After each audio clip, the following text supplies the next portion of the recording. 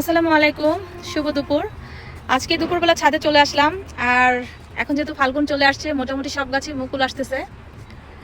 আর এখানে এই যে আমার, এটা জাম্বুরা বলবো নাকি জামির বলবো না মালটা বলবো বুঝতে পারতেছি না। এটা আজকে উঠাই ফেলবো চিন্তা করতেছি। মাশাআল্লাহ অনেক বড় হয়েছে। এখানে আদা গাছগুলো, তো আজকে এখানে হলুদ গাছ আর আদা গাছ আছে। তো এই গাছগুলো থেকে আজকে আমি দেখি কতটুকু আদা হয়, আপনাদের সাথে আমি শেয়ার করব। এই যে এখন আমি আমার কতটুকু আদা হয়েছে আজকে আমি আপনাদের সাথে শেয়ার করবো। মাশাআল্লাহ আমার মনে হয় অনেক আদা হয়েছে। এইগুলো কেটে ফেললে হবে মনে হয়। এই যে সব শুকিয়ে গেছে, তো এগুলো এখন ফেলে দিচ্ছি। মাশাআল্লাহ আমার মনে হয় আদা হবে, জানি না, আপনাদের সাথে শেয়ার করবো কতটুকু হয়। তো তোলার পরে বোঝা যাবে আর কি কতটুকু আদা আছে।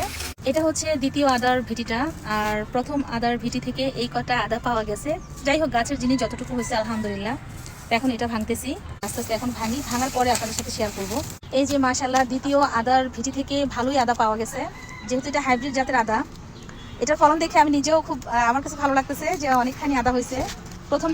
প্রথম ভিটি থেকে দ্বিতীয় ভিটিতে আদা অনেক বেশি হয়েছে।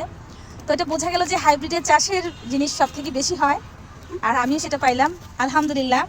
আমার দুইটা আদার ভিটি থেকে এই আদাগুলো আমার সংরক্ষণ হয়েছে। এই যে এত ভালো লাগতেছে এতগুলো আদা দেখে।